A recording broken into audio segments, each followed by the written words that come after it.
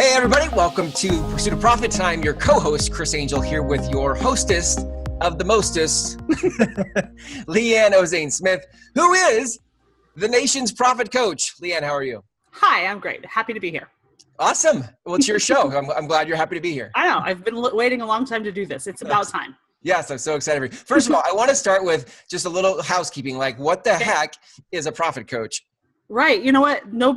I feel like it's self-explanatory, but it's not, because nobody but me that I know of in the whole United States does this. So basically, Chris, what I do as a coach is I help business owners powerfully alter their behavior with money so that they can be profitable, stop worrying about money, and start winning with money like now, this week. So that's what I do. I help people behave with their money. I love it. I mean, listen, behavior is the issue, right? Like, I'm sure we'll get into that, not just in today's episode, but in all the future episodes. In every episode. It just is what it is. It is a part. It's inseparable from what happens with our profit, right? That's right. That's right. I love it. So what are we talking about today? I know you've got some talking points. I want to make sure that we start off with what it is that we're talking about. Well, I actually been thinking a lot about what we wanted to cover here. And for me, it's about talking through this idea of what kind of entrepreneur are you? Like, who's the listener or the watcher, and what kind of entrepreneur are you? And ultimately, I want to just kind of get to the point where, look, profit is something that happens on purpose. So that's what I want to talk about today. Yeah. Talk to me about the kinds of entrepreneurs. Okay, well, there's lots of different types, but just to kind of quickly summarize, I've had tens of thousands of people come through my workshops, webinars, and even my private coaching practice. And so it's taken me maybe 12 or 14 years to kind of summarize or distill down to like what I actually see in my practice and what these people are like. So there's really three. I'm sure there's more than three, but these are the three that I see most often. And maybe it's because these three types of entrepreneurs are at the place in their business where they're like opening themselves up for help around the financial side of their business. So maybe there's more types, but these are the three I see. Okay. The first one is what I call the accidental entrepreneur. And they are people who totally have a passion for something that they do. Like, I think of guys that shape beards. Or I met with somebody this week who has a resume writing service, right? Like, they didn't grow up saying, hey, I'm going to be a barber and shape beards, or hey, I'm going to go get a 4-year degree and like write resumes for people. Like, they're the accidental entrepreneur, but they love something that they do. They're good at it, and they really never intended to do it for money, but it becomes their profession. So they have found a place.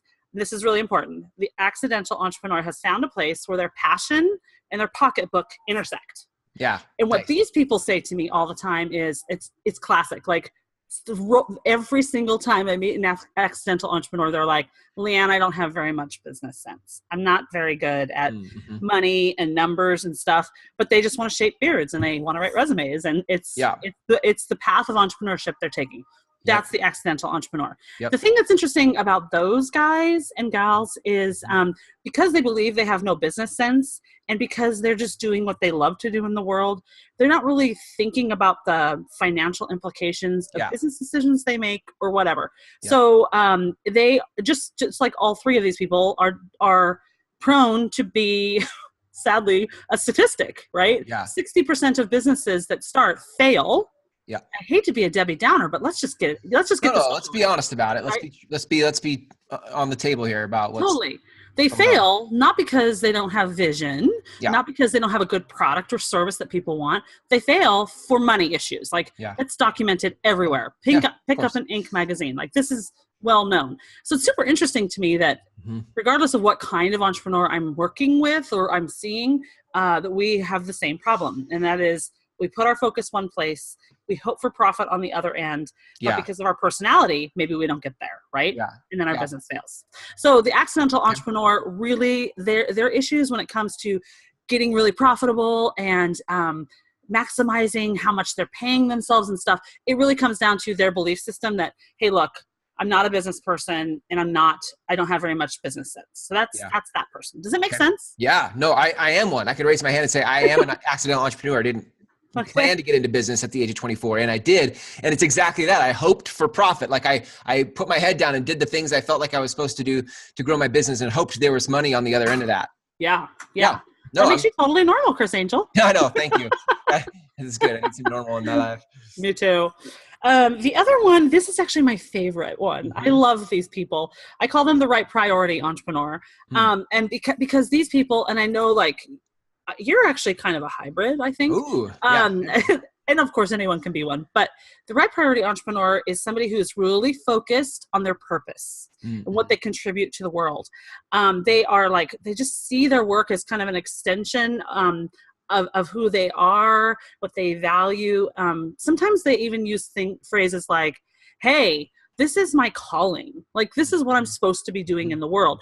And so the value of what they bring to the table and what their business does is very deeply connected. Like, they can't separate where their business ends and their personal life begins, or where their business values and what their family or their personal life values. It's completely merged.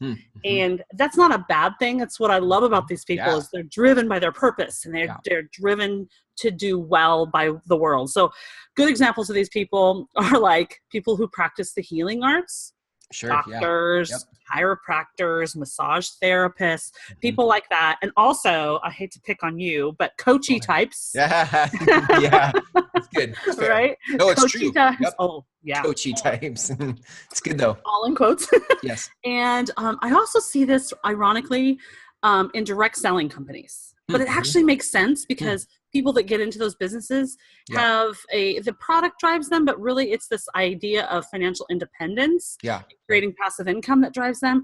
And that, I think, comes from the root of who I am and what I want to accomplish in my personal and business life. Like, they're really deeply connected. So what's painful for me to watch about right priority entrepreneurs is their priorities in the right place. Right? They want to focus on the right things in life.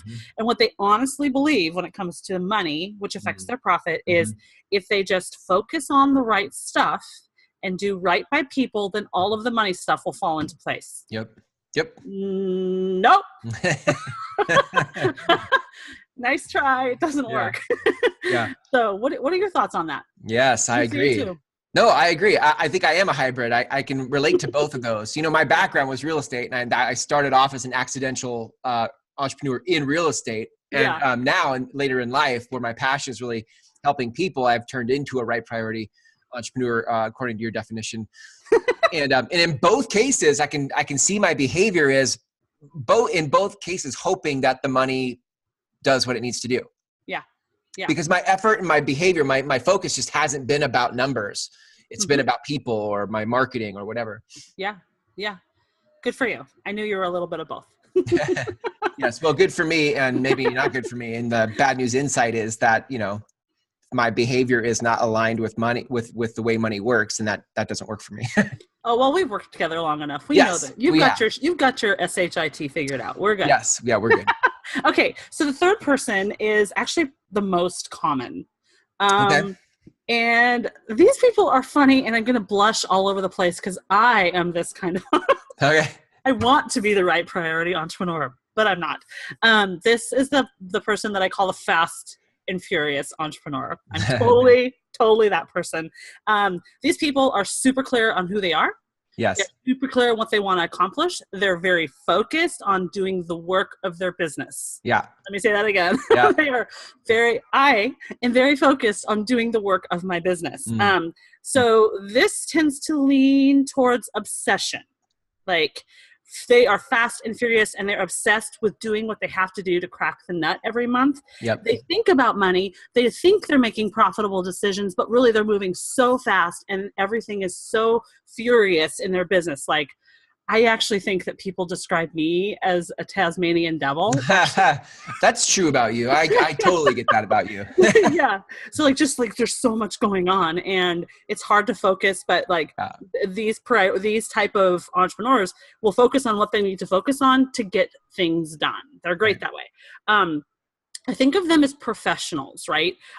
So they're professionals, and the thing that's the problem with professionals is they have big egos. Mm-hmm. and they have big dreams, and they probably have a really big student loan debt that goes along with it. Mm-hmm. And so they live this big life. Like they intended in some way, shape, or form to be the kind of entrepreneur that they are, even if they never envisioned like owning their own business. I'm thinking of attorneys that I've worked with. Sure. Yep. I'm thinking of physicians I've worked with, right? Where it's like, hey, man, we've had this like long path of figuring out that we're owning a business or we're doing this work, and by God, it's going to work, right? Because I've got $300,000 of student loan debt. Yeah, so, right.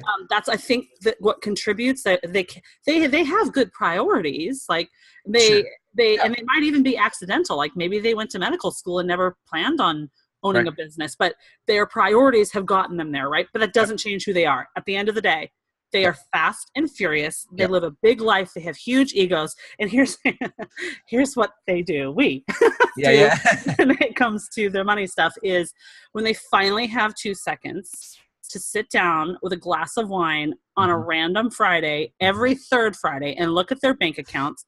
They open it up and they're like, what the heck happened? They have no idea where their money went. All they know is they're good at making it. So Yeah. What are your thoughts on that? I don't think there's anybody listening to this that couldn't find themselves in one of those three personas and one of those three money realities or money problems. Like, pick the one that best fits you. But I think you just described everybody for the most part, right? Well, this is coming from a real practice of mine. Right. Yeah, right. Right? I'm not making it up. It's not your first rodeo. No. Right.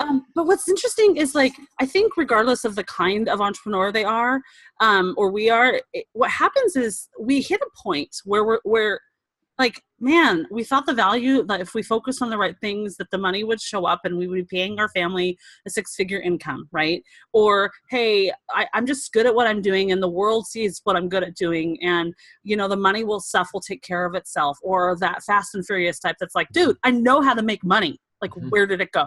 Yep. So I think they all kind of converge to a point if people are honest and they don't go out of business. If they stay in business, they hit this point where they're just like, oh my word, I cannot do this anymore. I can't keep going at this pace, or I can't keep doing the same thing expecting a different result. And what I find to be painful, you've heard me say this, so I'm going to say it again. It's painful that people actually go to their CPAs and they say, hey, I don't know why I'm not profitable. What most people don't realize is the CPA's job is a rear view mirror kind of thing, right? Like they're taking care of stuff after the fact. Very few CPAs are going to come alongside a business and say, all right, like, let's figure out where you're spending money. Like, what's profitable, what's not. So CPAs, they just don't do that. Right. And neither do bookkeepers. Like bookkeepers work for you. Yep, they and I like to use this analogy when it comes to money. You cannot drive a car looking only in the rearview mirror. And all three of these, profiles are trying to look in trying to navigate their business looking only in the rearview mirror financially. Right. And then they wonder why they crash, right? Like it doesn't work. Yep. So CPAs are those rearview mirror helpers. They help us get our taxes done. They help us be smart. Like, I love CPAs. They're great, but they're not going to do this work for people. And then people go to financial advisors. I'll pick on them because I am one, right? I'm a financial planner. Yep. So people go there and they don't get help because financial advisors won't talk to you unless you're trying to invest. So where do you get help? Yep. Where? A profit coach. Me. Nice. Right. There's a reason I have a job, right? So my definition of help is it's not, hey, you need to spend less. That's not real help. What real help to me is actually rolling up my sleeves with somebody and teaching them how to put together a profit plan for their business. Because here's the thing, you can be an accidental entrepreneur. You can have your priorities in the perfect place. And you can even be a fast and furious professional. But that isn't going to make you profitable. It isn't.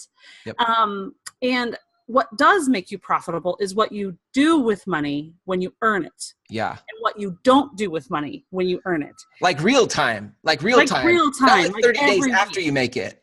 Not rear view mirror. We're talking, I hate to use the analogy, but I'm not even talking windshield. I'm not talking about looking forward. I'm like, actually, when you're in the car, getting ready to put your I'm looking down. The audience can't see me, but put your pedal foot on the gas to go. Right. That's when you make or break your profit. Yeah. Most of the entrepreneurs that I've seen come through over the years are profitable, but they're spending their profit on things that who knows what. Right. And most, I hate to say this, most entrepreneurs that I see are behind in taxes. Yeah. Maybe all. I had a client the other day say they owed the IRS $64,000 from last year.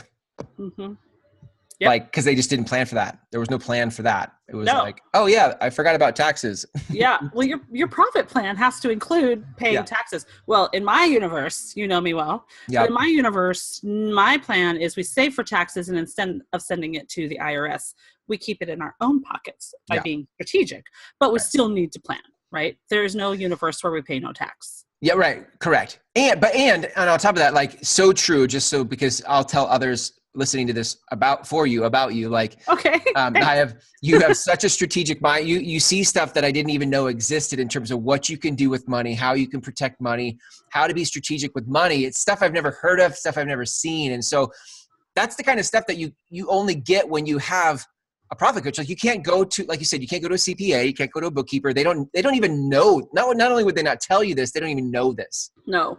And I think it's partly because of your unique life experience in the different financial verticals you've been in, right? Like, you've seen enough different things that you and your strategic mind paired with that makes it, a great combination for what you do. Thank you. I'm really passionate about this. Like, you're great at it. Thank you. I really, like yesterday, I had this really amazing coaching session with somebody who is a Fast and Furious professional, went to medical school. That's as much as I'm going to say in case they're listening. But I remember right before I walked in there, like, I had the plan. Like, I'd seen their financials. I knew exactly what was going on, and I knew exactly what was wrong. And what was wrong is that this business owner wasn't paying themselves hardly anything. And we needed to fix that so that his business could be what he wanted it to be again. And I remember saying to one of the people that I work around, I was like, I'm going to go into that conference room and I'm going to fundamentally change a family's life now, today. And after 1 hour of just doing the stuff that we do, that strategy. And that, I think part of, what I love about what I do and what I do for accidental, right priority, and fast and furious entrepreneurs is, dude, I'm not connected to the numbers. I'm not emotionally connected to them. So because I'm removed from them, I'm just going, why? What's this? Why? Where is the real return on investment for that? Which is something we'll talk about another time. But real return on investment, not, hypothetical mental accounting crapola. That doesn't work, right? Real return on investment. Like, real return on investment is money going home to your family, changing your life, filling up your bank accounts, and allowing you to employ people and change the world that you live in. That's real return on investment. But because I'm not involved in the numbers, I just get to come alongside and go, well, this is what I see. What do we do? And at the end of a 1 hour call or 1.5 hour call, we did fundamentally change this family's life. Gave them, I'm not exaggerating, gave them a $3,000 a month raise at the end of one appointment. Wow. It's easy. It's easy. Wow. But it just has to be done. And it required a profit plan. I love it. I love it. You have a saying that is, profit is never an accident. No. It's something that happens on purpose. And I love that in one meeting, in one appointment with you, you were able to, on purpose, find that profit, right? And it wasn't an accident. It was, and like you said, they're already profitable.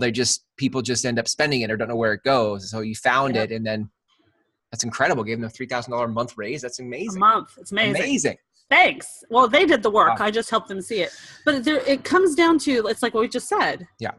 We have to have a plan for profit. It does not happen on accident. And the thing is, I don't care if you're an accidental entrepreneur, the right priority entrepreneur, or fast and furious like me, unless you stop and actually get really honest with yourself, checking your bank account every couple of days is not going to get you profitable. It's not. And in case you're in case you have this tendency to think, oh, okay, I gotta increase revenue. I gotta sell more. I gotta do more. I hate that, because here's the thing. Right. I can meet with somebody their first year of business and maybe they had $10,000 of gross profit. And they'd consider that not profitable. And then if I fast forward, 5 years and they're making 10 times that and they're still not profitable, which is a story I see all the time. Like, well, if you weren't profitable in your first year and you only made this much, how come you're not profitable in this year and you make 10 times more? Right. This is a problem we're going to explore a lot. Right. But the solution to that Yep. is getting honest that making more money does not make you profitable, because the more we earn, the more we spend. And getting to a place where we recognize, hey, look, I need a plan for profit.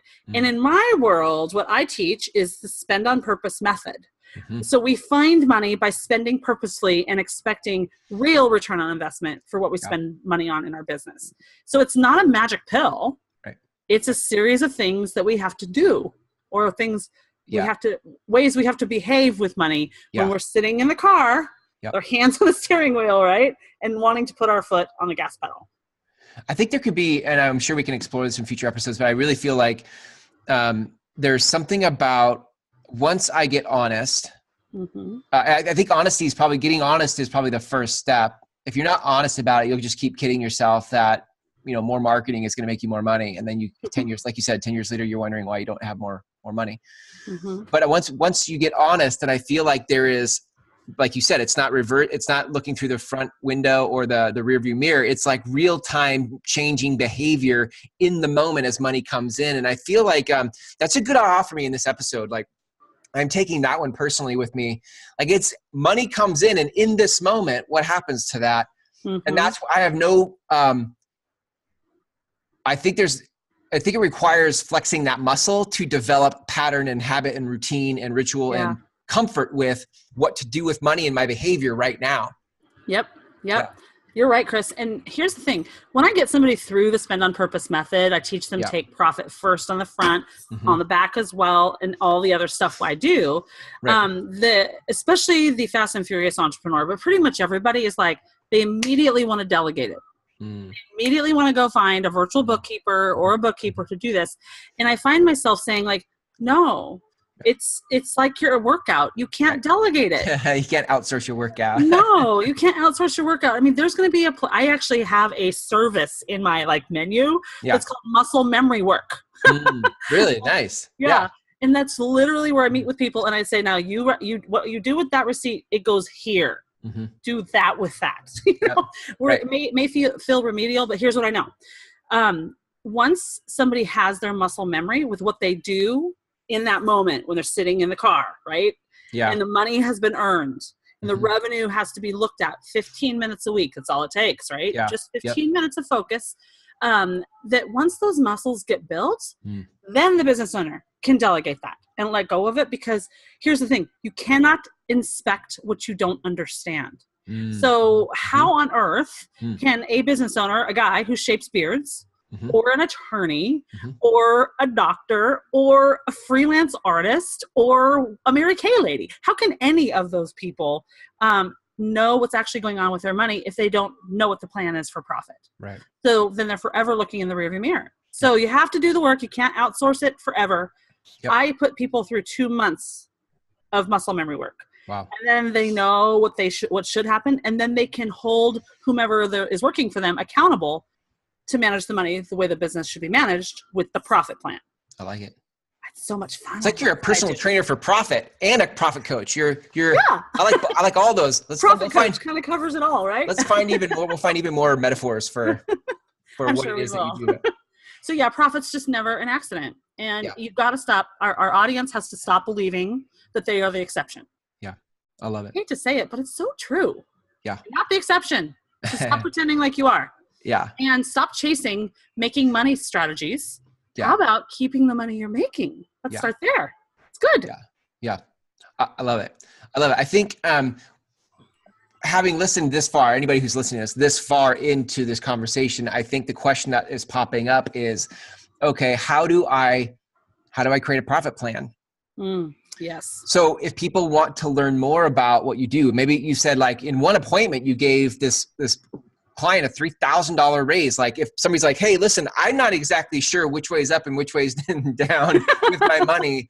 I need somebody else, like a profit coach, to help me sort through it. Like what's the best way for people to kind of reach out to you and take you up on what you're so good at? Okay. There's a system. Does that sound surprising? No, not with you. There's a system. So it starts with something I call a profit discovery consultation. Mm-hmm. It's 45 minutes. Mm-hmm. I don't charge for that. I expect good people to show up and not waste my time. So, and so far I found that to be absolutely true. Yeah.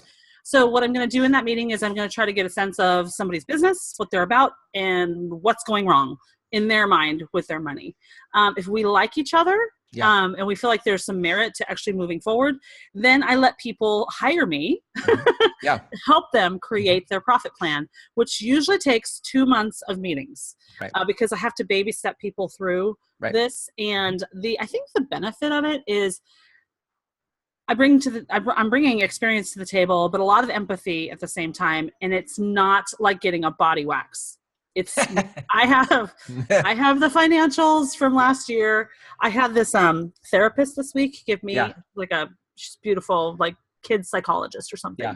And she sent me her financials and she was so embarrassed because it was just like spreadsheets and numbers everywhere. Like I see it from that to QuickBooks stuff, right? Yeah. But I have the financials and then I have the moments away from the call to prepare. Right. And then we just kind of dig in. So it all starts with a profit discovery consultation. There's no shortcut. I just have to have that meeting with somebody to see if we're a good fit. Of course. Okay. Yeah. Of course. How do people sign up for a profit discovery call? They go to profitdiscoverycall.com and they can sign up. And also pursuitofprofit.com. And I assume we're just going to put that in the links below, right? Yeah. That there's also an option there to book directly on that site, as well as you can download my ebook, which is called The Spend on Purpose Method, if anybody just wants to read the ebook. Got it. So if they're not ready, they're like, hey, listen, you're awesome. You sound really exciting and adventurous, but I'm not ready to talk to you. They can go get your ebook. They can. Spend on Purpose Method at pursuitofprofit.com, right? Yes. Pursuit-of-profit.com. Got it. Okay. Good distinction. Pursuit-of-profit.com is where they can get that. And if you are, listen, guys, I've known LeAnne for years. And the thing is, like, here's the thing about money. People can get very embarrassed around their money. Mm-hmm. And I'm sure none of you listening to this are embarrassed about your money. Maybe everybody. maybe everybody. The thing is, like, LeAnne, what I love about you, LeAnne, is that you're a safe place for people to just show up with what they've got. There's no judgment. And I love that you just always honor and who people are as the powerful person they are. Even if their money doesn't feel like, in their life, money doesn't feel powerful, even though in other areas of life they are powerful, you always relate to people like they are the powerful person that they are, regardless of their money mess. So that is how I actually see them. Yeah, I know. That's what makes that so powerful. So those of you listening to this, go to profitdiscoverycall.com and schedule your profit discovery call with LeAnne so that she can give you a $3,000 raise or whatever you guys find in your numbers, right? A month. A month. Year. A month. Exactly. Yeah.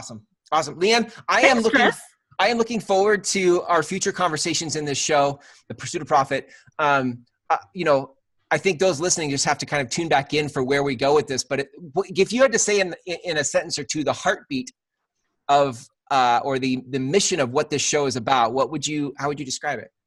What are we trying to accomplish here? I want to help business owners powerfully alter their behavior with their money so that they're profitable and stop worrying about money. That's a really big thing. And really start winning with it, like today, now. I love it. Not in a month, not in a year, now. There you have it, folks. Little tweaks make a huge change. So there you have it, folks. That is what this show is about. So if you like that, you want more peace with your money, you want more winning with your money, then you should keep tuning in for our shows. LeAnne, this was a great show, great episode. Thanks for your time, and I can't wait for our next one. See you next time. See ya.